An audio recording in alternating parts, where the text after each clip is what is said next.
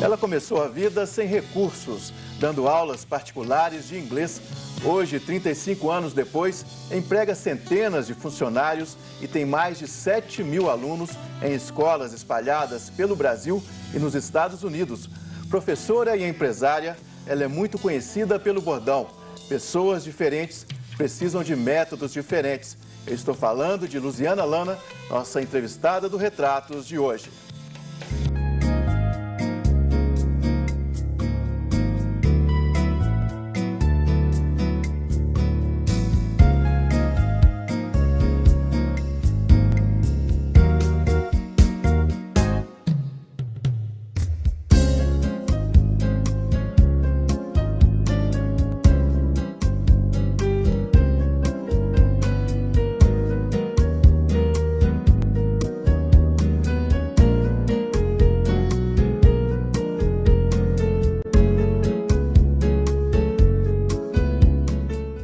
Luziana, seja muito bem-vinda à TV Horizonte, à Rede Catedral e ao programa Retratos.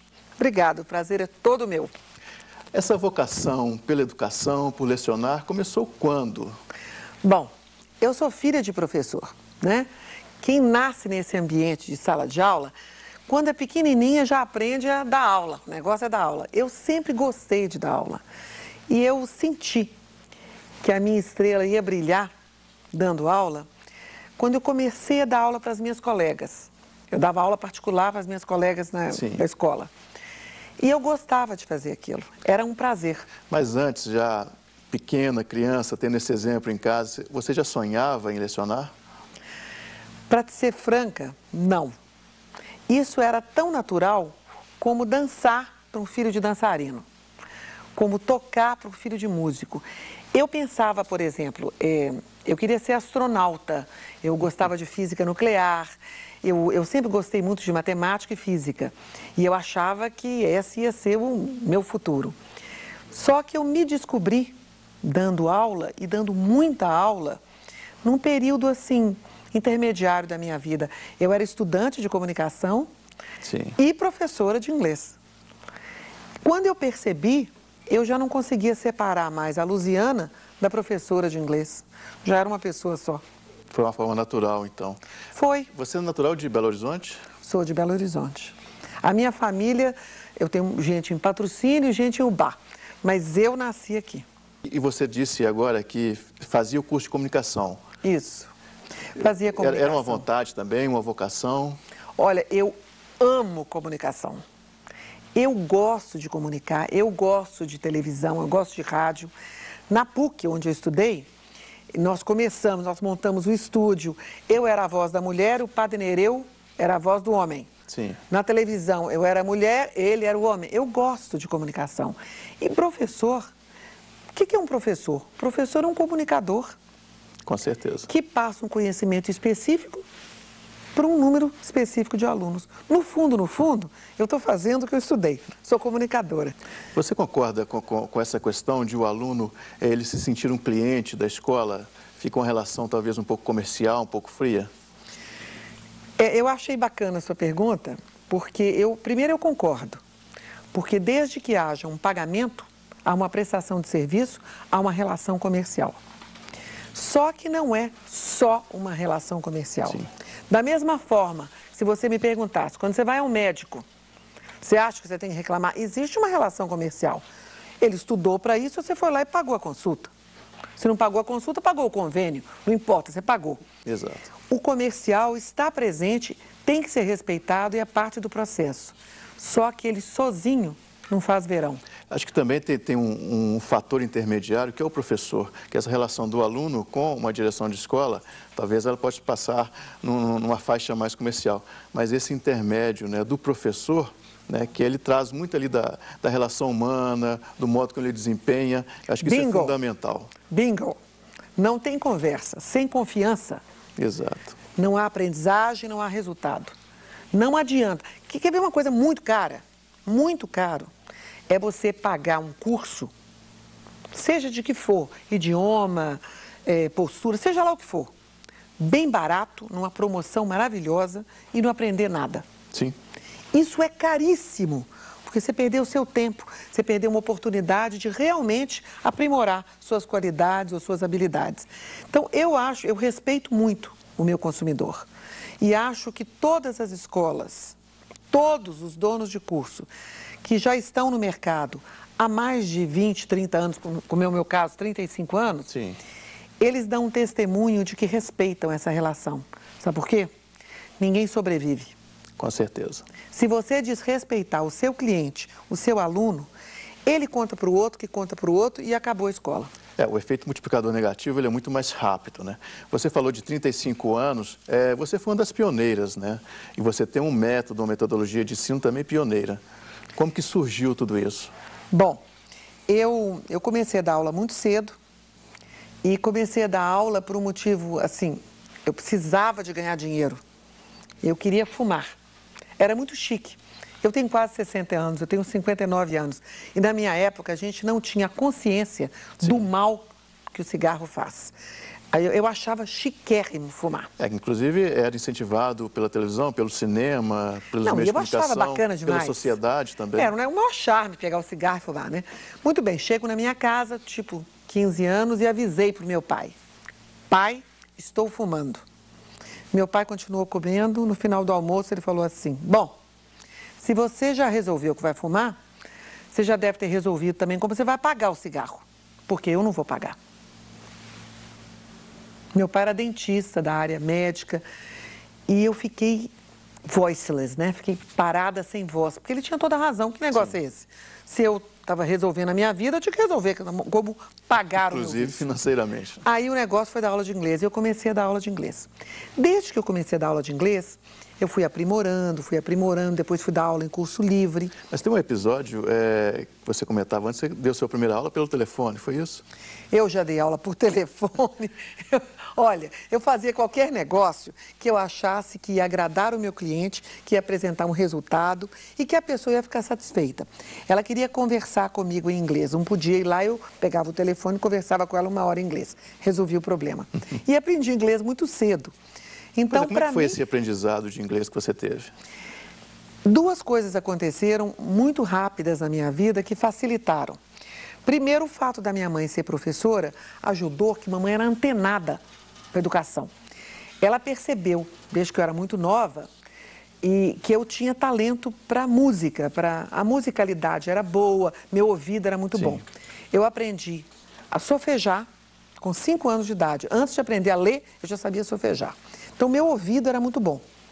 E comecei a ter aula particular de inglês muito cedo. 7, 8 anos eu já tinha aula de inglês. A escola que eu estudava tinha aula de inglês. E ela notou que eu tinha interesse por aquilo. O que não era comum na minha época. Com 12, 13 anos, eu já falava inglês praticamente fluente. E ninguém fazia isso. O que aconteceu? Isso facilitou um contato com uma pessoa americana que me pediu para morar na minha casa e ficou conosco 2 anos.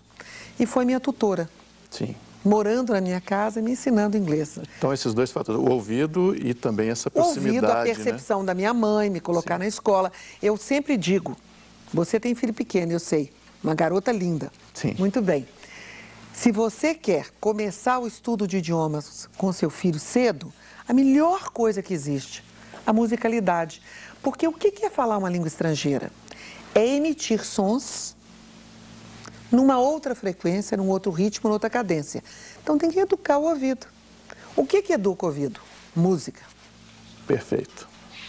Melhor, porque você vai educar para todos os idiomas, em vez de pegar a criança de 4, 5 anos, que ainda não sabe nem falar português direito, na aula de inglês. Eu, pessoalmente, não sou a favor. Essa é uma base da sua metodologia? É. E dá uma controvérsia enorme, porque alguns pais ficam furiosos. Mas a senhora não quer ganhar dinheiro? Que negócio é esse? Eu tenho a turma, eu tenho os meninos. Não é uma questão de ganhar só dinheiro, é uma questão de conceito. Para mim, como educadora, a língua mais importante da sua vida é sua língua mãe. É através dela que você ama, que você sofre, que você luta pelos seus ideais e é através da sua língua que você abre os horizontes para os demais idiomas. Com certeza. Você vai aprender melhor a língua do outro primeiro a sua língua. E se reconhece, né, culturalmente, Em socialmente. tudo e por tudo. Agora, também acredito que você tem uma hora certa. Qual que é a hora certa? Primeiro, a criança quer. Ela não vai aprender só porque a mamãe ou o papai acham bonito. Ela quer. Segundo, ela já está pronta. Ela é uma criança que não tem dislexia, é uma criança que já está alfabetizada aos 7 anos. Maravilha, pode começar aos 7. Ah, ela não está bem alfabetizada, começa aos 8. Ó, ela está aos 8, mas ela não quer. Não comece. Com certeza. Luziana, você citou em relação a relação com a língua materna, né, da preservação e da cultura, do próprio patriotismo, né? E você tem uma passagem interessante na sua juventude sobre isso, né, que você vai contar para a gente no próximo bloco. E você pode nos ajudar a melhorar cada vez mais nossa programação, tornando-se um colaborador da campanha Faço Parte. Além de ajudar a manter os veículos de comunicação da Arquidiocese de Belo Horizonte, você estará colaborando para a construção da Catedral Cristo Rei e para as obras de revitalização do Santuário Nossa Senhora da Piedade. Ligue e faça parte deste projeto. Sua adesão é muito importante para nós. Nós vamos para um rápido intervalo e voltamos em instantes. Fique com a gente.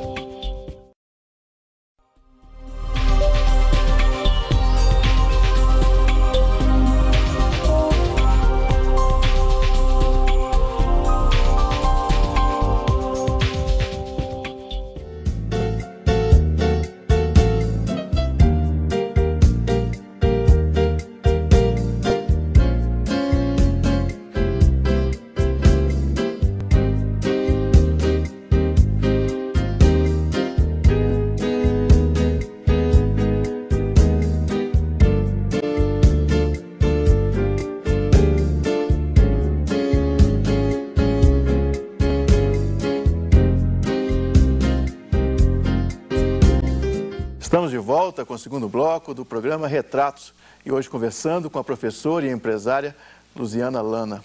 Luziana, falávamos, né, na saída do bloco anterior, você teve uma passagem muito interessante, né, do período estudantil, né, eu dizia desse valor do patriotismo, né, dessa cultura, né, em relação ao nosso país. Foi um período muito complicado da nossa história, o período de ditadura militar. Como é que foi essa passagem que você teve?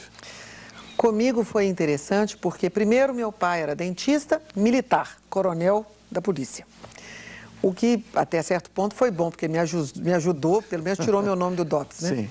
Mas eu era presidente do DA muito jovem, com 14 anos. E naquela época, o que os jovens de hoje não sabem era que a gente realmente participava, o estudante participava, ele lia jornal, ele intrometia, ele queria saber, ele dava pitaco, ele fazia greve, o estudante era muito participativo. Sim. O que gerava um problema enorme para os militares, porque tudo a gente queria participar. O que eles faziam então? Simplesmente prendiam. Teve um ano, não sei se foi 67, acho que foi 67. Eles prenderam todos os alunos que tiraram o primeiro lugar em todos os cursos da Federal. Gratuitamente, elegeram os primeiros lugares e prenderam todo mundo. Criaram um critério. O critério era esse. Agora, bastava você exercer uma certa liderança para você ser considerado um perigo. Sim. E eu fazia parte da lista negra também. Embora não representasse o perigo que eles imaginassem, porque eu era muito garota, muito criança. O que acontecia era uma participação política muito grande. O que, aliás, Lúcio, me chateia muito hoje no Brasil, porque eu vejo uma apatia enorme dos estudantes e também da sociedade como um todo. Por que você acha que chegou nesse ponto, já que você viveu esse período de efervescência política, cultural e social? Primeiro, a ditadura, ela fechou uma série de portas para nós. Eu me lembro, por exemplo, eu fui fazer curso na Rússia e lá também fui presa, questionada e tal, porque eles me achavam capitalista. Aqui me prenderam porque me achavam comunista. Pois é, como que você foi parar na Rússia? Conta essa história. Eu fui estudar linguística, eu fui ver por que o povo russo falava tão bem inglês. sem ter tecnologia, sem ter nada preparado. E a gente aqui, eu já era professora de inglês, e pelejando, estudando, e as pessoas não tinham fluência, não tinham a facilidade que deveriam ter. E aquilo me implicava muito, eu usava métodos estrangeiros, usava... Você já tinha a escola constituída? Eu já tinha escola constituída. Certo. E eu notava que o meu resultado estava muito aquém do que eu queria. E isso no princípio de 80. Eu montei a escola no final de 70. Já comecei a ficar preocupada e fui pesquisar. Eu acho que quando a gente reconhece que está faltando conhecimento, tem que ir atrás dele. E a neurolinguística já era um sucesso na Rússia. E a gente aqui ainda estava patinando. Então eu fui pesquisar. E aí foi para a Rússia e foi presa na Rússia? O que aconteceu? Eu estudei um pouco de russo antes de ir. E lá era um regime extremamente fechado, Brezhnev tinha acabado de sair e Gorbachev tinha entrado. Certo. Mas a nossa estada, ela era toda controlada, o tempo todo. Nós tínhamos um ônibus, os locais que a gente podia ir, onde não podia, os horários, com quem a gente podia conversar, que não podia. Quando eu percebi aquele cerco, eu resolvi cair fora daquilo. Contratei um intérprete, me disfarcei de russa, botei os lenços e tal e saí. E fui fazer tudo que eu queria, fui para a universidade, fui fazer pesquisa, mas eu não sabia que estava sendo seguida, nem que estava sendo fotografada. Pela KGB? Pela KGB. E não deu certo não, porque eles me pegaram mesmo. E aí, muito bem, passei uns apertos bons, a Embaixada Brasileira não queria saber de mim, quem mandou eu arrumar problema, mas eu me safei. Como é que você conseguiu se safar? Olha, eu subornei uma pessoa que fazia parte do Itamaraty deles. Ele perguntou quanto você tem. Eu falei, $20 mil, eu te dou para me tirar daqui. Ele me levou para a Armênia. E da Armênia eu voltei para o Brasil. Finalmente, né? Mas eu acho, olha, mas foi uma valeu experiência, certamente, que não, hoje olhando, eu acho né? maravilhoso. Hoje eu acho maravilhoso. Apenas rende histórias para contar. Mas na época eu não achei, não. Achei muito difícil. Eu cheguei aqui, eu demorei 3 meses para contar para o meu marido o que eu tinha feito. Luziana, voltando um pouco na história, você nesse período já tinha a escola constituída e percebi que você foi até a Rússia em busca de uma excelência, né? Em busca de um diferencial que você percebia que ainda deveria ter. Como é que foi essa trajetória da consolidação da sua escola? Bom, você, quando me apresentou o nosso slogan. Pessoas diferentes precisam de métodos diferentes. Eu já desconfiava que a forma como eu ensinava não estava adequada. Porque eu ensinava como se todo mundo aprendesse igual, como se todo mundo fosse igual. Você, por exemplo, jornalista, você é uma pessoa que gosta de conversar, é comunicativo, é extrovertido. Será que o seu processo de aprendizagem é igual a um telespectador que é médico, tímido, estudioso, que gosta de estudar lendo? Claro que não. Cada um tem um tipo de aprendizagem, sim, cada um tem uma forma de aprender. E eu comecei a perceber que eu não estava atingindo os meus objetivos, porque eu ensinava como se tivesse um método perfeito para todo mundo. Padronizado. Aí, padronizado. Nasceu aí. Pessoas diferentes precisam de métodos diferentes. Então foi por meio dessa percepção. Foi de uma constatação de que o que eu havia planejado não estava dando certo. Por quê? Porque as pessoas aprendem de forma diferente. Você acha que esse ensino padronizado que se exerce nas escolas, né, no ensino médio, no ensino fundamental, ele afasta ou cria dificultadores para que as pessoas possam se aprofundar na língua? Eu tenho absoluta certeza disso. Não só na língua, mas em toda a aquisição de conhecimento. Eu sou autora, junto com a Annelise, do livro todo o material de inglês da Rede Salesiana do Brasil. São 90 mil alunos pelo Brasil inteiro. O nosso livro contempla várias habilidades, exercícios diferentes para alunos diferentes. Porque eu quero dar ao professor alternativas, sim, de poder trabalhar com pessoas. Vamos supor que você tenha 3 filhos. Não quer dizer que os 3 tenham as mesmas habilidades, as mesmas facilidades. Percepções diferentes. Percepções diferentes. O que o professor competente tem que fazer? Ele tem que descobrir onde ele acende a luz do seu aluno. Porque não é todo mundo com o mesmo interruptor, com certeza. E qual que é o caminho para descobrir isso? Só se você estudar no Luciana Lana. Mentira. Deixa eu te contar. O que acontece? A gente faz uma análise de percepção das pessoas. Ah, mas não precisa contar o segredo. Não, mas eu posso contar, porque difícil não é contar, é aplicar. Você precisa perceber quem é o seu aluno. Por exemplo, nós temos um programa internacional muito bacana, muito diferenciado. É um programa tailor-made. Ele é feito de acordo com a pessoa que encomenda o programa. A gente faz uma análise dessa pessoa. O que ela precisa, qual é a habilidade dela, qual o tipo de inglês que ele precisa, qual o tipo de comunicação. E monta um curso em um mês para aquela pessoa. É eficiente? É muito eficiente. Por quê? Porque ele é feito para a habilidade daquela pessoa. Aí alguém pergunta assim, mas isso deve ser caro. Seria a minha pergunta. Imaginei que você fosse perguntar mesmo. É caro? Claro que ele é caro, porque ele é específico. Agora, se você contar 5 anos de estudo, 5 anos de tempo, vai ficar barato. Com certeza. Você também tem escola nos Estados Unidos. Nos Estados Unidos, na década de 90, eu tinha escola física, grande, com 11 professores trabalhando. Era uma escola, o mesmo modelo que a gente tem no Brasil. De inglês para brasileiros que residem lá? Inglês para brasileiros, português para americanos, espanhol para americanos e francês para americanos. A gente trabalhava atendendo muitas empresas, ensinando inclusive commercial português, português comercial para quem queria fazer negócio no Brasil. Que foi um curso que nós ficamos mais de 10 anos nos Estados Unidos fazendo esse trabalho. E em 11 de setembro, a hora que eu vi o que aconteceu, rachou dentro de mim também a vontade de ficar ali. Eu não quis mais. Então, a obra física eu não tenho mais. Então você mas o saiu projeto devido ao atentado de 11 de setembro? Sim, eu perdi o encantamento pelos Estados Unidos. Você estava aqui ou nos Estados Unidos? Eu tinha acabado de chegar. Meu marido chegou no dia e eu cheguei 2 dias antes. Eu tinha acabado de chegar.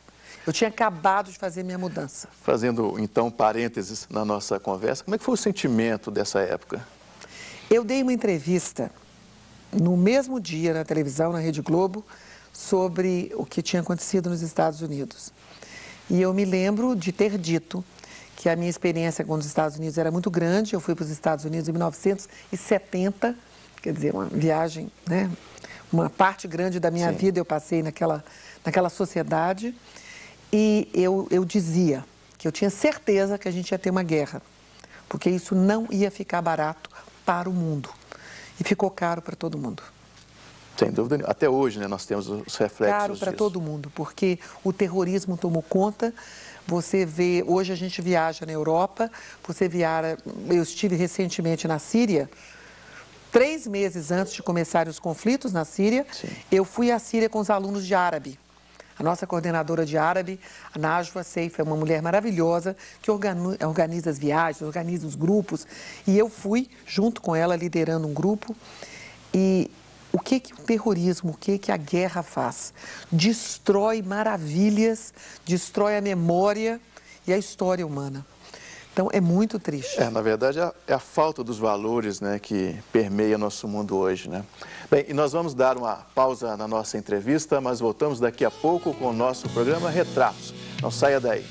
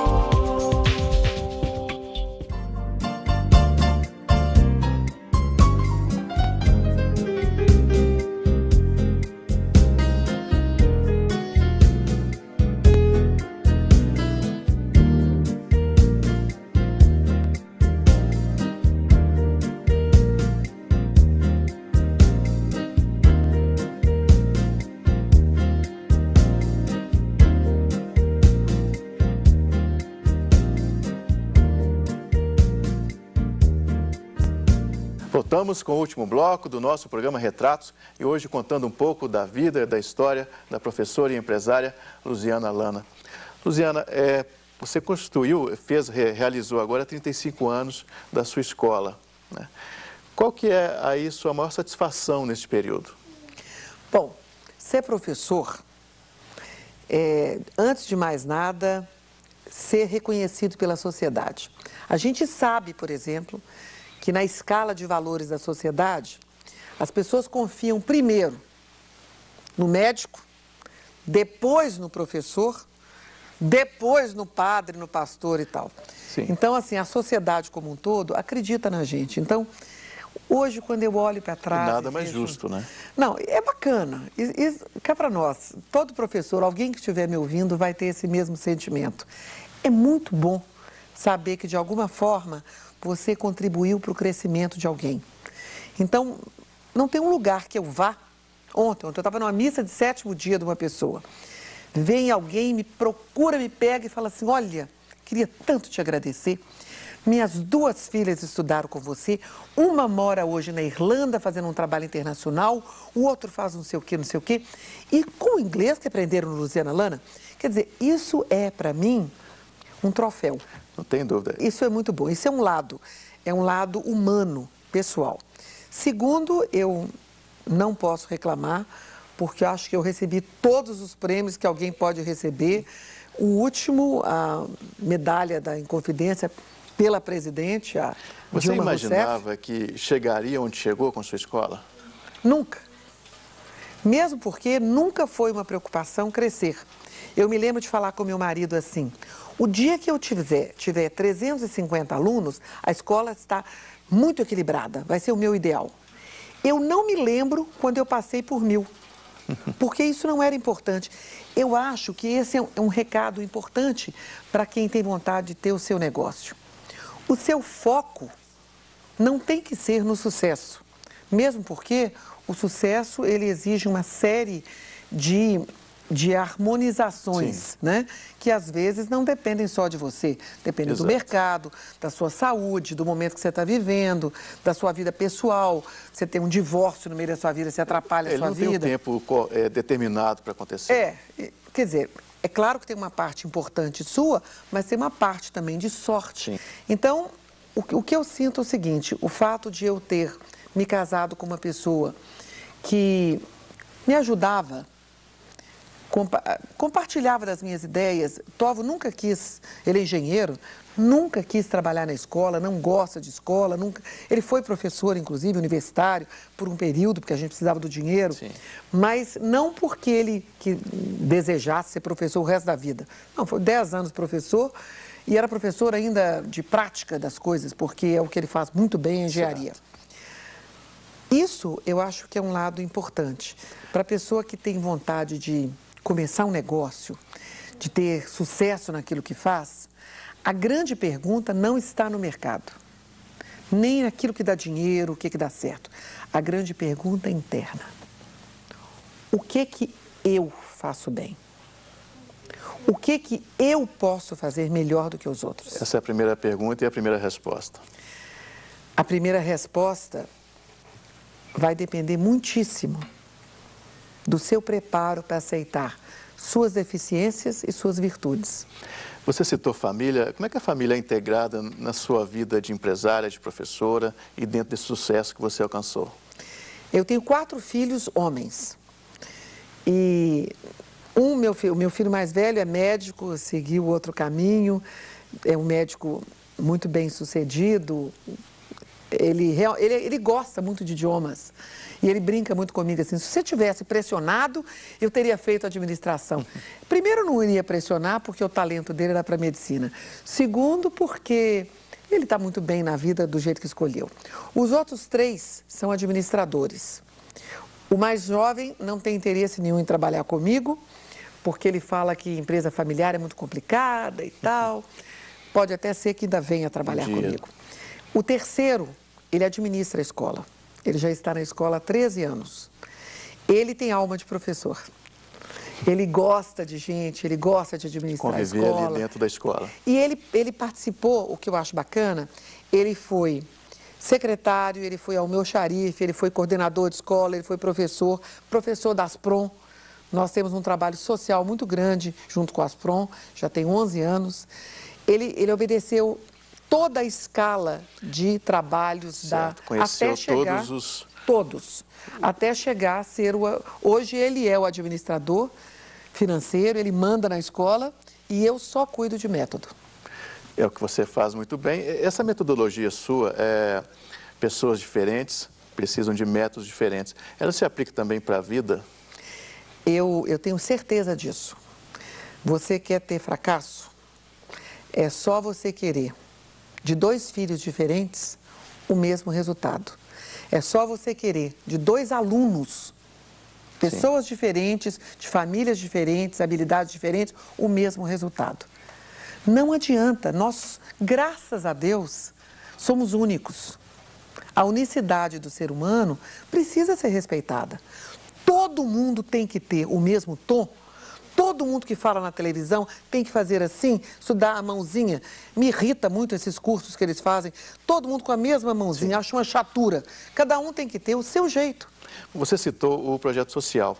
É também uma vertente que você gosta muito de trabalhar e o Luziana Lana tem alguns trabalhos sociais. Você podia contar pra gente um pouquinho disso?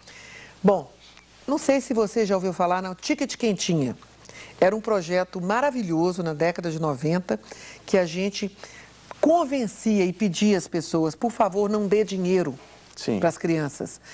Dê ticket quentinha, que era um prato de comida. Nós fizemos um convênio com o restaurante popular e a pessoa juntava 4 tickets e ganhava um prato de comida. Foi um projeto tão bacana, porque ele não precisava de dinheiro do governo, ele não precisava de ser subsidiado, ele não era uma Bolsa Família que virava obrigação, ele era um jeito de tirar a criança da rua. E criativo, né? E eu não vejo futuro no país, nenhum país que desrespeite as suas crianças. Quando você chega num sinal, corre aquela meninada te pedindo dinheiro, eu fico pensando o que vai ser dessa meninada. Esses vão ser os futuros bandidos. Por quê? Porque vivem na rua. Hoje o Brasil se coloca como uma potência econômica e não há como se negar isso. Mas o que falta, além da educação, seria essa falta de cuidado com as crianças? A educação, a falta de cuidado com a criança está contida na educação. Sim. Porque uma educação competente coloca a criança a tempo integral na escola. Se a mãe não tem condição de pagar alguém para tomar conta da criança, ela não pode ficar trancada dentro de casa. Ela tem que ficar na escola. Onde é que ela vai ficar? Né? Correto. Um país competente dá escola integral para suas crianças de baixa renda, média renda, seja lá como for. Não pode fazer medida disso. Então quando a gente fala na educação, você citou muito bem, o problema da criança está contido na educação. Não tem como a gente, por exemplo, desprezar a importância do estudo da escola técnica. Eu ontem estava visitando o Senai, conversando com o pessoal da FIENG, a importância da complementação profissional e técnica Correto. Dos meninos que estão no ensino médio. Um menino de 16, 17 anos sai empregado de lá, feliz com uma profissão na mão. Vai fazer faculdade quando quiser. Mas eu acho que a gente está hoje muito focado na universidade. Já tem uma primeira garantia da empregabilidade, de valorizar, né, a profissão, né, de se ocupar, né, de coisas que são realmente com valores, né?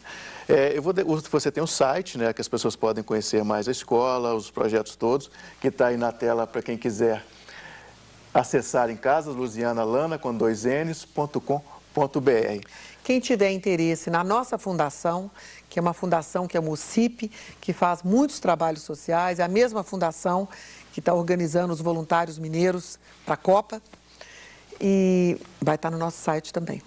Falando nisso, hoje, em função desses grandes eventos, Copa do Mundo, depois Olimpíadas, há uma corrida muito grande para se aprender o inglês ou o espanhol. Você acha que isso é válido? Porque as metodologias são um pouco duvidosas, talvez. Eu acho que isso é um despertar, um choque de consciência. Quando o brasileiro percebeu, e o pessoal percebeu há pouco tempo, que nós vamos ser olhados pelo mundo inteiro, gente do mundo inteiro vem para cá, eles descobriram que não vão conseguir comunicar com essas pessoas. Aí descobriram, gente, precisamos falar inglês, precisamos falar espanhol. Então, eu acho que é uma oportunidade. Agora, se vai dar certo, se vai dar errado, se vai aprender muito ou aprender pouco, vai depender do método, do tempo, do investimento e do esforço de cada um, né? Para encerrar, Luziana, aí uma curiosidade minha. É mais difícil o americano aprender o português ou o brasileiro aprender o inglês? Absolutamente, boa pergunta. É claro que é para o americano muito mais difícil. Ele não tem o que a gente tem aqui, a exposure. Ele não está com o ouvido habituado ao português. E nós escutamos inglês o tempo todo. Não tem como não escutar o tempo todo. Então, o ouvido já está treinado. Então, garoto, criança que vive no computador, essa geração botão, que só fica no teclado o tempo todo, já nasce com o ouvido afinado. Luziana, fiquei imensamente satisfeito com a sua presença aqui no Retratos. Muito obrigado pela entrevista. Obrigada a você. Bem, o Retratos de hoje fica por aqui, mas você pode nos ajudar a fazer este programa enviando sugestões de entrevistados, críticas e comentários para o e-mail retratos@tvhorizonte.com.br. Também fique sabendo das novidades nos seguindo através do nosso Twitter e também pelo Facebook. Na próxima semana, nós temos um encontro marcado aqui pela TV Horizonte, com a emissora da Catedral, Rede de Comunicação Católica.